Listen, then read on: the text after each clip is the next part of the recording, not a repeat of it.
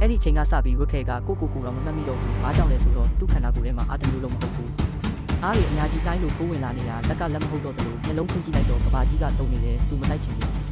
။ဒါပေမဲ့ဒီအားတွေကရက်လိုက်လို့မပြောဘူး။အဲ့ဒီအချိန်မှာဝက်ခဲကတခါလေးနားလဲသွားတယ်။ဒီလမ်းကိုရှောက်လိုက်ပြီဆိုရင်နောက်ပြန်လှည့်လို့မရတော့ဘူးဆိုတာ။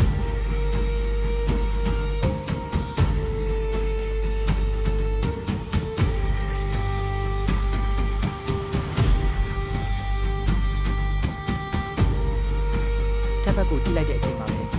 အရာအလုံးပြောင်းသွားတယ်ကောင်းကင်ကတိတ်ဆိတ်သွားတယ်ဒါပေမဲ့အဲ့ဒီတိတ်ဆိတ်မှုကတာမန်မဟုတ်ဘူးဘယ်သူမှမပြောပေမဲ့သူတော့သိနေကြပြီဒီကောင်း